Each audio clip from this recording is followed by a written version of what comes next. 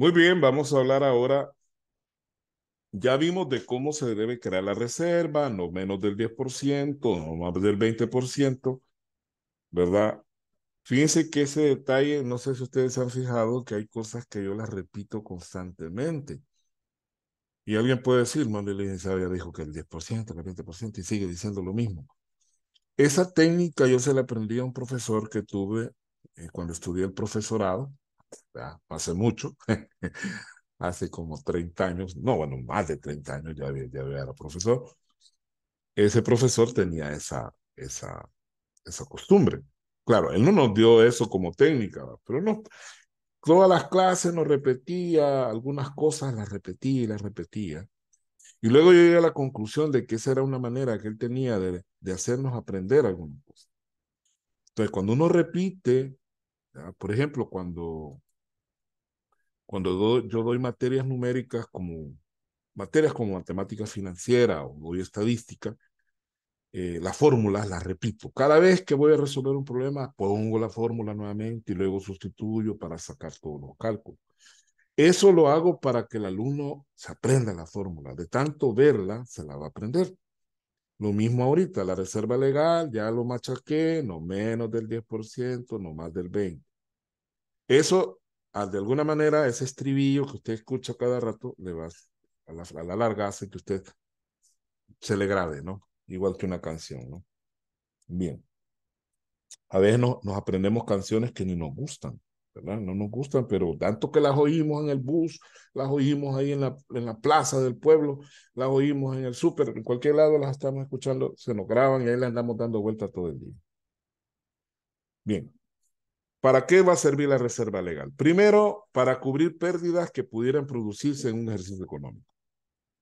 Por lo menos la ley de cooperativas nos aclara para qué es la reserva, fíjese, porque el caso del Código de Comercio, y eso se lo mencionaba yo cuando vimos la materia anterior, yo les explicaba de que ahí no dice para qué. La gente dice que es para las pérdidas, pero el código en ningún momento habla para qué es la reserva legal. No dice la reserva legal servirá para pérdidas. Y realmente para eso es primordialmente, ¿no? En este caso, la ley sí lo dice, ¿verdad? Aquí nos dice claramente para cubrir pérdidas que pudieran producirse en un ejercicio económico. Ese es el objeto primordial de ¿cómo se llama? De la reserva legal. Luego, para responder de obligaciones para con terceros, es decir, deudas que puedan existir y que en un momento dado haya necesidad de pagarlas, pues ahí está la reservita para poder cubrir esas pérdidas, perdón, esas obligaciones. Los estatutos fijarán los criterios y normas para la aplicación y reposición de la reserva legal. Es decir, que a nivel de estatutos debe cómo establecerse el proceso contable, más que todo, de cómo se va a aplicar la reserva, cómo se va a contabilizar y obviamente cada vez que esa reserva se libere o se utilice, cómo se va a reponer, ¿verdad? De qué manera vamos a hacer la reposición de esa reserva que ha sido utilizada. Porque al ser reserva, para que algo se le llame reserva, tiene que estar repostándose. Es otra palabrita. Repostar es como rellenar, ¿verdad? El famoso refill. Si usted, la reserva es como un vaso, ¿no? Con agua. Si usted le toma medio vaso, pues usted tiene que ver de qué manera le vuelve a echar el medio vaso para que siempre esté el vasito lleno. Así debe funcionar una reserva, porque si usted crea la reserva y se la acaba y ya no la repone, entonces obviamente ya deja de ser reserva. A veces digo cosas tan obvias que, bueno, yo mismo me sorprendo que soy tan tontito. Vamos a ver.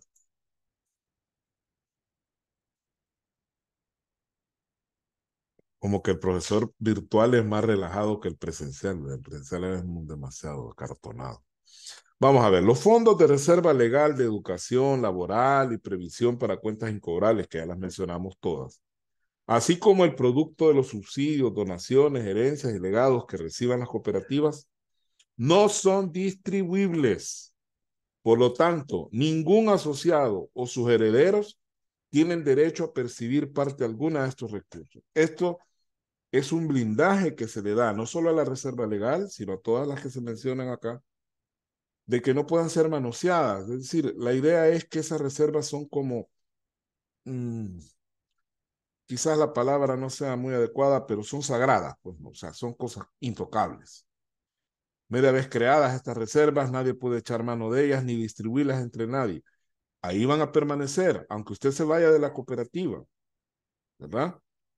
Obviamente, si en un momento dado la cooperativa deja de existir, algún procedimiento debe estar previamente establecido para distribuir ya eso que queda. Pero eso ya sería en un caso de liquidación de la cooperativa. Pero mientras la cooperativa siga funcionando, ningún asociado puede retirar esas reservas. Eso es bien importante, es bien necesario para garantizar que estas reservas siempre existan y que estén siendo utilizadas en los fines para los cuales fueron creadas. Muy bien, he dicho. Ni ellos dicen, ni el asociado, ni los herederos. Ninguno puede decir, ah, mire, mi papá era asociado y se murió, entonces yo tengo... Puede retirar los excedentes, puede retirar las aportaciones, eso sí, pero lo que no puede retirar son las reservas.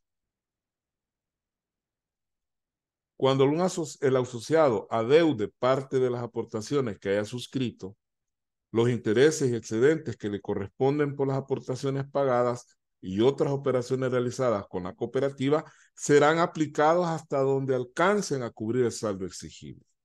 Esta es otra situación que ya queda normada. Si usted tiene, mire, un asociado puede estar ¿cómo se llama? En dos situaciones diferentes al mismo tiempo. Usted puede deberle a la cooperativa y que la cooperativa le deba a usted al mismo tiempo. Por ejemplo, usted hizo aportaciones, las pagó, pero tiene un préstamo o tiene algún otro tipo de obligación con la cooperativa que usted todavía no le ha pagado.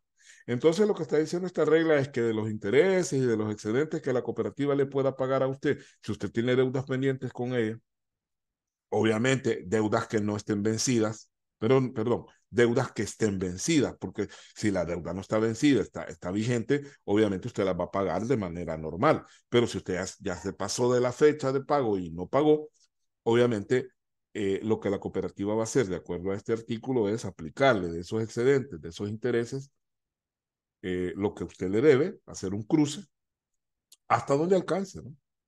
Si esos excedentes son $1,000 y usted le debe 1,500, usted le van a aplicar $1,000 y usted todavía va a quedar debiendo 500. Pero si los excedentes son $1,000 y usted solo le debe 800 a la cooperativa, entonces le van a cubrir 800 de deuda y los 200 restantes se los van a dar. Es decir, así va a funcionar, ¿no? Si la deuda es mayor, se cubre hasta donde alcance y usted no recibe nada. Y si la deuda es menor, obviamente se cubre hasta el tope de la deuda y el restante pues se lo dan a usted, ¿no? Bien.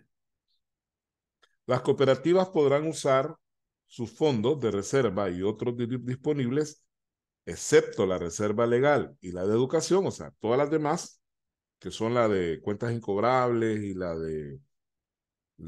perdón, la otra se llama de, de, de obligaciones laborales o de indemnizaciones, es así, pero no estas dos, la legal y la de educación, en inversiones de fácil convertibilidad que proporcionen beneficios para las mismas, siempre que no afecte el patrimonio y excedente social.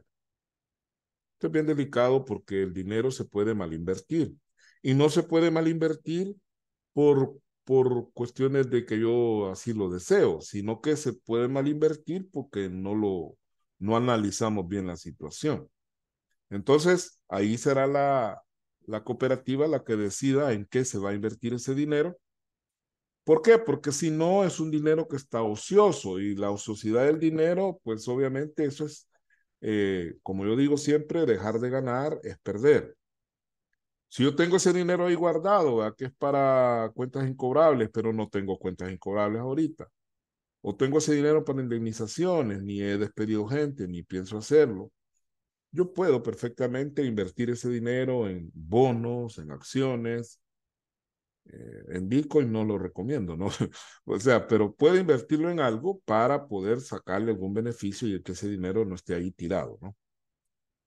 Pero por eso dice al final, siempre que no afecte el patrimonio y excedentes sociales. Hay que tener cuidado porque si nosotros invertimos en algo que no es conveniente y al final terminamos perdiendo más de la cuenta, pues lo que estamos poniendo en riesgo es el capital de la sociedad. La cooperativa podrá revalorizar sus activos previa autorización del INSAFOCO. Ya habíamos hablado de esto, de la revalorización, pero en este caso, pues necesita que se dé una autorización especial del INSAFOCO para poder hacerlo. Es lo que decíamos en la clase, ¿no? El INSAFOCO tiene prácticamente bien cuadriculadas a las cooperativas. Es bien difícil que una cooperativa pueda cometer algún tipo de ilegalidad sin que el INSAFOCOP se dé cuenta. Y es bueno porque imaginen, las sociedades están la sociedad en general, ¿verdad? Están tan desfiscalizadas, le podría decir, un término que no existe, pero desfiscalizadas porque nadie las controla. Sí hay algunas instancias como la Superintendencia de Competencias, la Dirección General ¿cómo se llama? De Protección al Consumidor, o está la otra, la del Sistema Financiero, que es así, fiscaliza, pero solamente a miembros del sistema financiero como bancos, compañías de seguro, asociaciones de ahorro y crédito, en fin. Pero los almacenes, por ejemplo, los almacenes, los supermercados, bueno, la gasolinera sí tienen cierto control. Es decir, como que hay una serie en la economía del país que algunas sí, otras no, porque la Superintendencia de Obligaciones Mercantiles pues prácticamente es una institución que no funciona porque solamente son 6 o 10 empleados para todo el país, ya lo habíamos mencionado. Entonces, no hay mayor fiscalización, en este caso sí. Muy bien.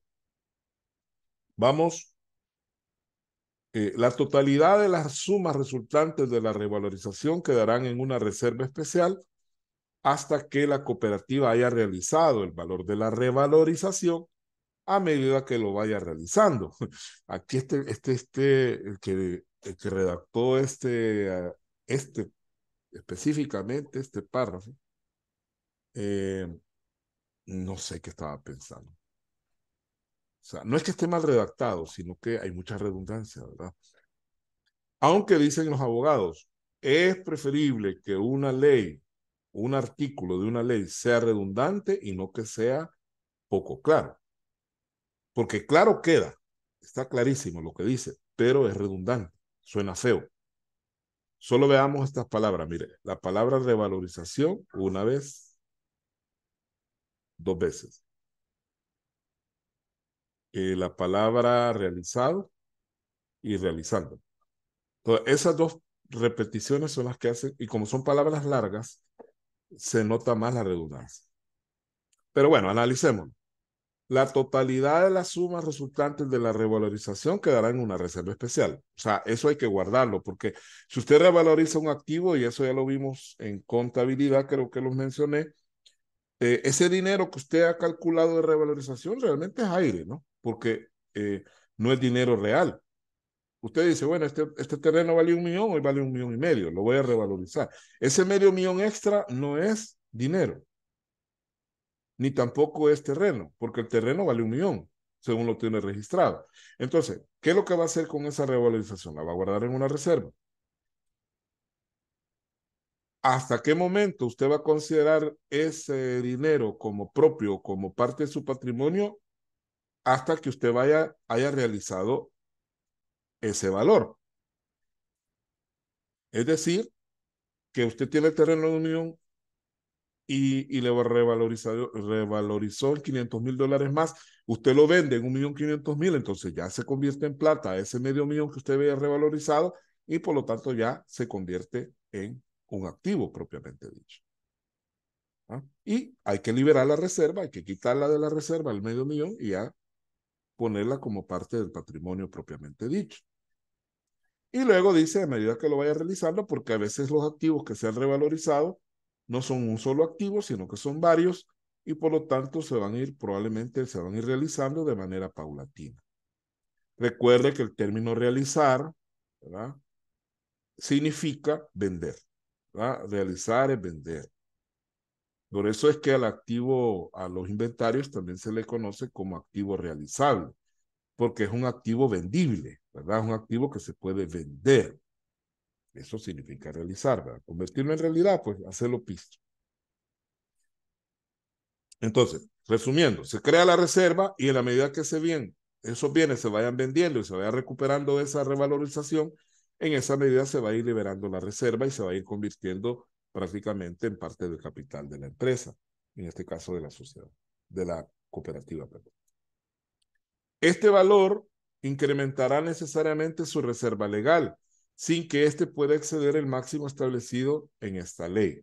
En caso que excediera, pasará a la diferencia al Fondo de Educación. Recuerde que la reserva legal no puede ser más del 20%, entonces si con esta revalorización la reserva pasa del 20%, entonces lo que sobre lo vamos a tirar al Fondo de Educación. Digamos que la revalorización son $500,000, pero con 400,000 llegaríamos al 20% de la reserva legal, entonces los 100,000 restantes irían al Fondo de Educación.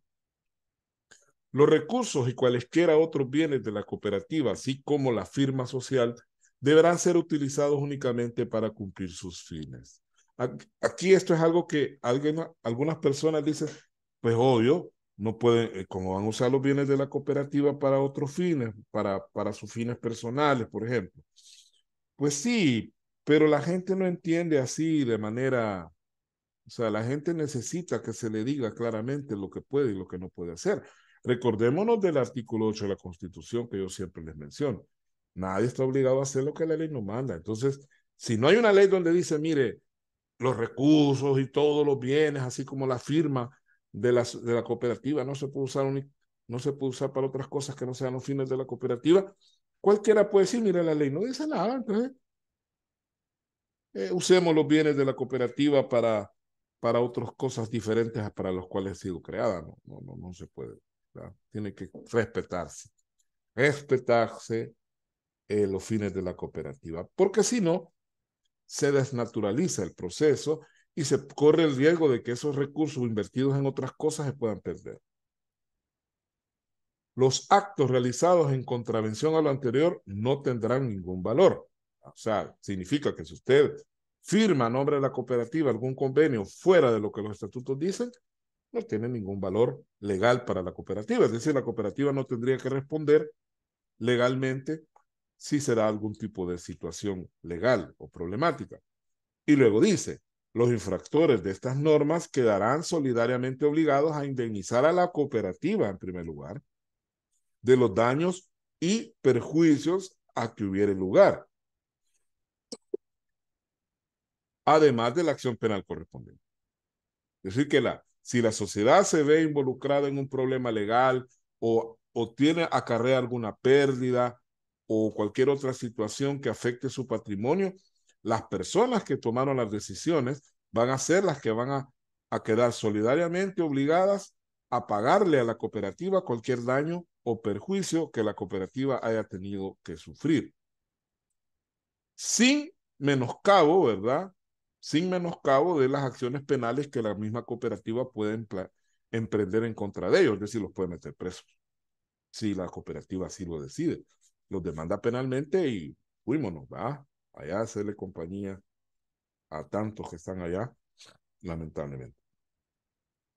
Entonces, hay un término aquí que se usa en un montón de leyes, quería comentarles, que para mí, en lo personal, son sinónimos, ¿verdad? Entonces, si son sinónimos, no tendrían por qué estar conectados con la conjunción y, que son la palabra daños y perjuicios. ¿Verdad? Según yo lo veo, es lo mismo, porque un daño es un perjuicio. Es lo mismo, ¿no? Pero, de modo, así dicen ellos, daños y perjuicios, y en un montón de leyes usted va a encontrar esas dos palabras siempre juntas. Pero creo que lo hacen como una forma de enfatizar, ¿no? Si queda duda de la palabra daño, pues se confirma con la palabra perjuicio.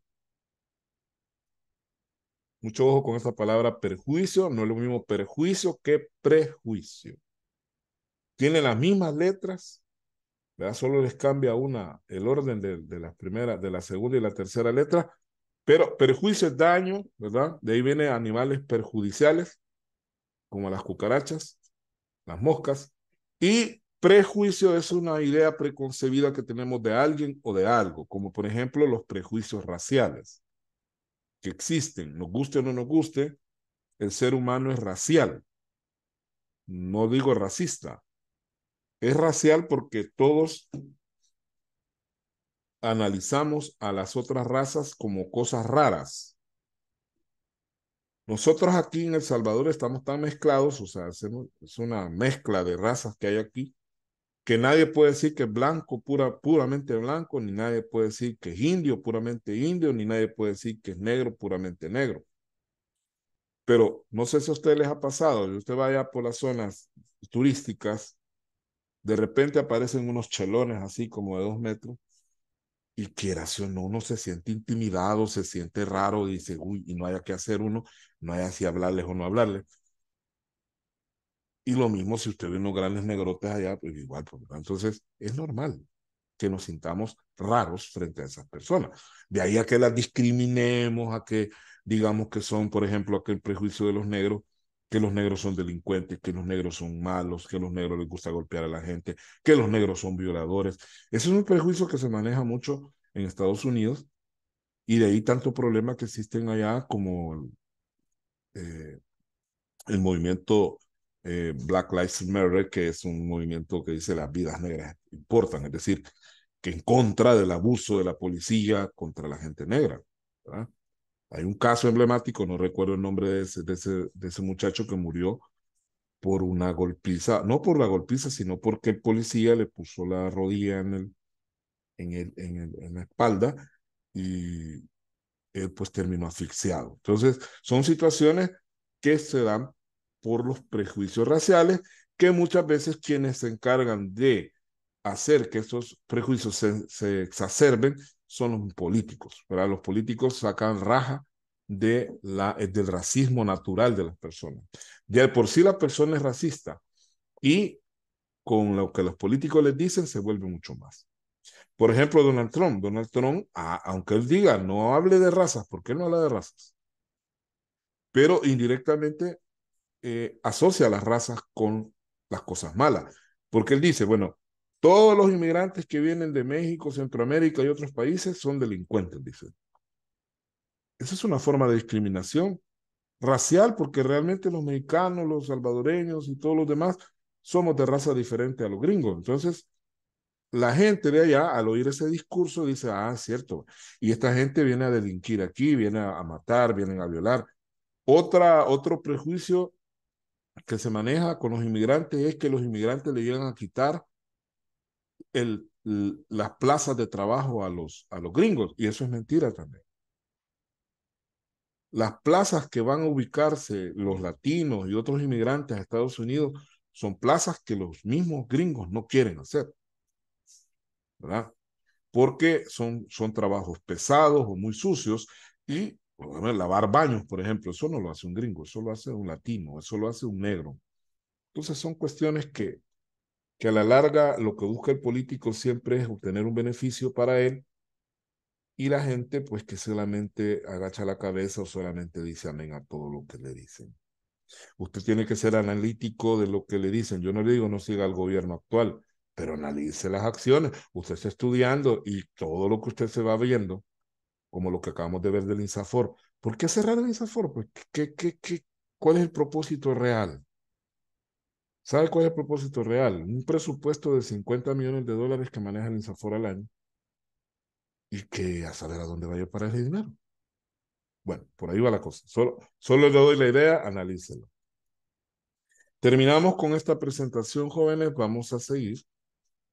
Creo que con la siguiente presentación vamos a terminar. Eh,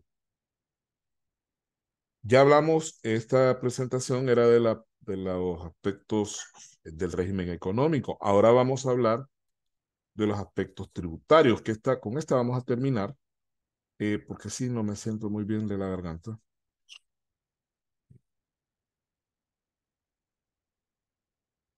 Porque es importante entender de que que las cooperativas tienen cierto tratamiento especial en la parte tributaria. Ellas, creo que esta presentación no está en la plataforma, se la voy a subir hoy mismo. Por la misma naturaleza de las cooperativas, que no son instituciones con fines de lucro, ya eso les da un estatus legal diferente al de otras instituciones. Entonces, por esa misma razón es que tienen un tratamiento especial a nivel tributario. Vamos a ver. Vamos a ver qué dice. Dice, algunos antecedentes son algunas leyes que de alguna manera van a ser aplicadas a las cooperativas. Aquí lo que está mencionando es las leyes que tienen relación y más o menos los años en que fueron creadas. La ley de impuestos sobre la renta que se creó en 1915, pero que luego fue reformada casi en su totalidad en 1991.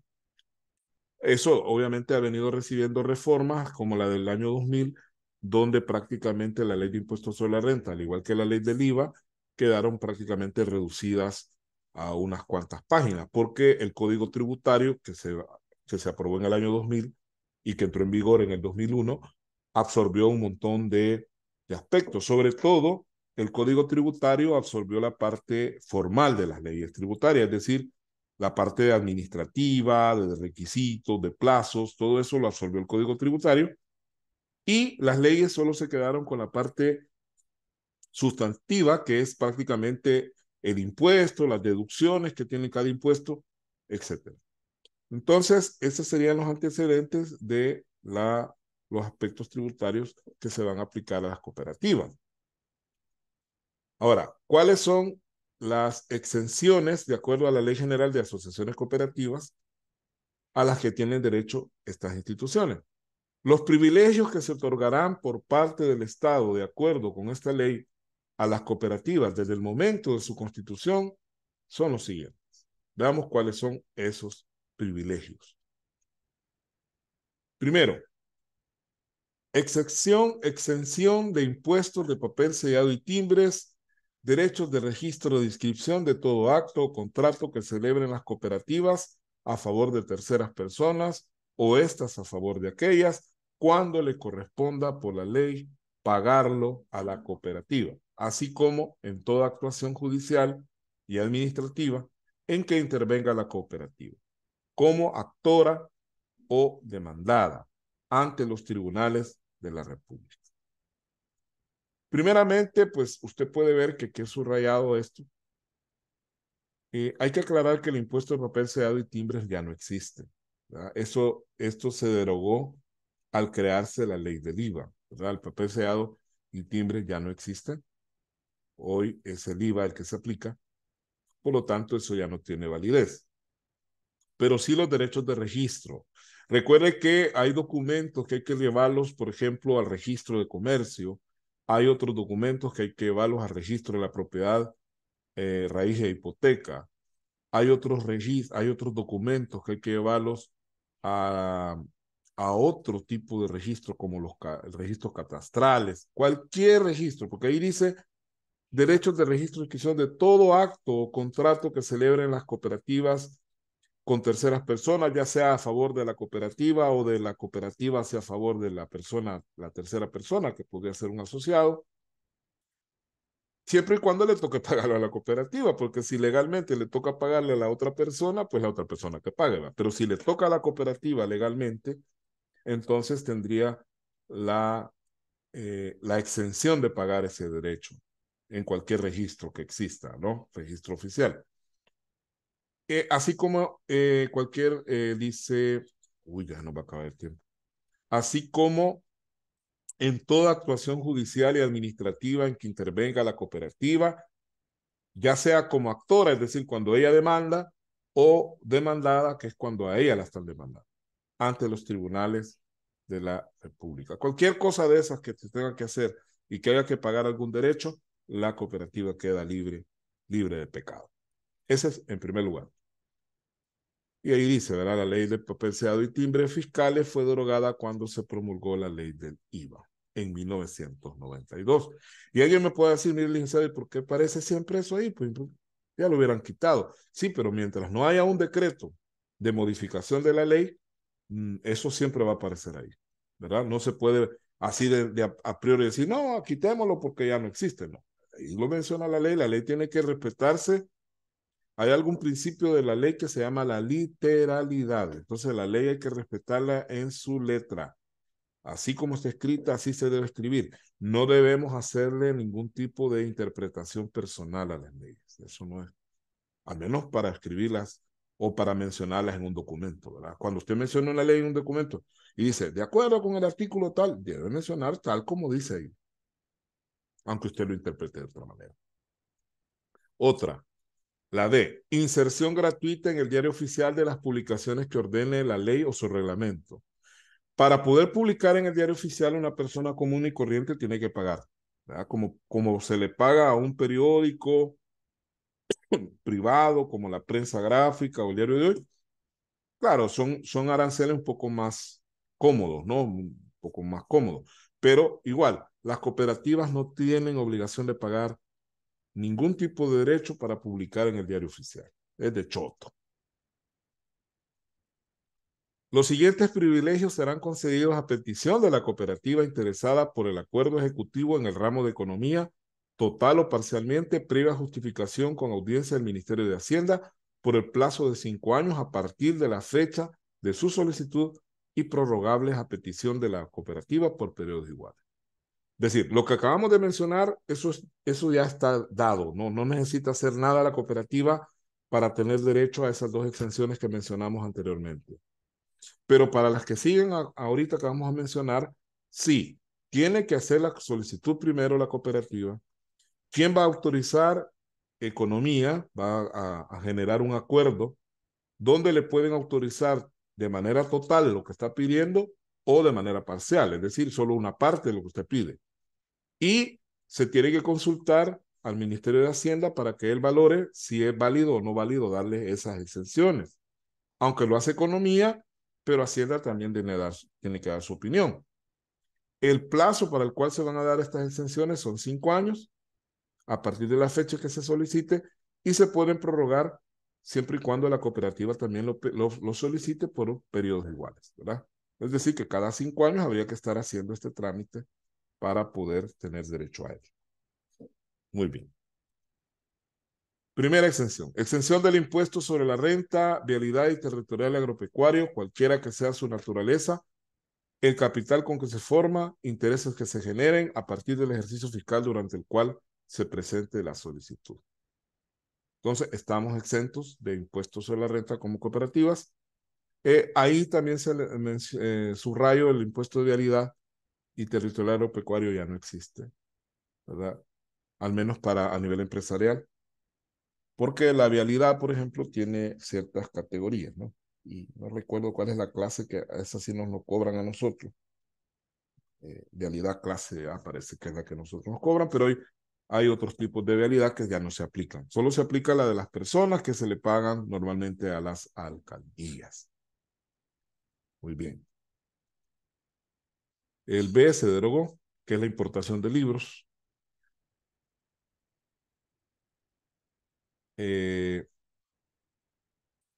La C, bueno, esto se derogó por la ley de imprenta, porque la ley de imprenta en el artículo 8 menciona una exención por los libros, ¿no? Pero eso ya no existe.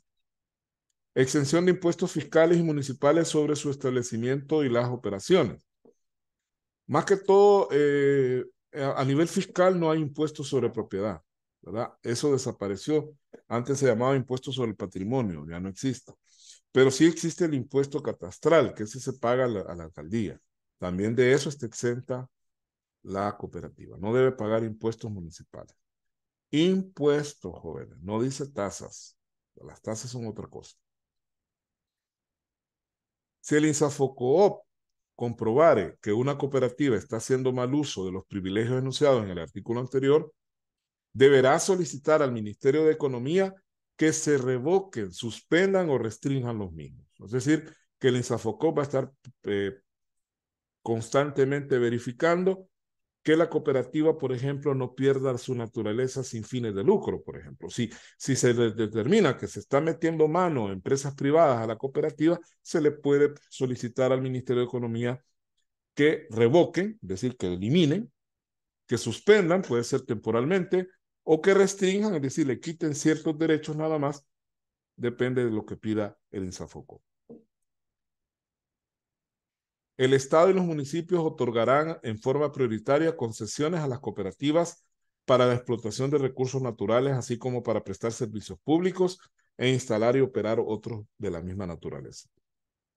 Las concesiones son, por ejemplo, el transporte público. El transporte público está concesionado porque el Estado le da permiso a las personas particulares para que tengan buses y puedan transportar a las personas, porque el servicio de transporte es un servicio que le corresponde al Estado. Entonces, lo que aquí está diciendo es que si una cooperativa pide que se le dé, por ejemplo, la autorización para manejar buses, esta cooperativa es prioritaria sobre una persona particular y se le debe dar primero la oportunidad a la cooperativa.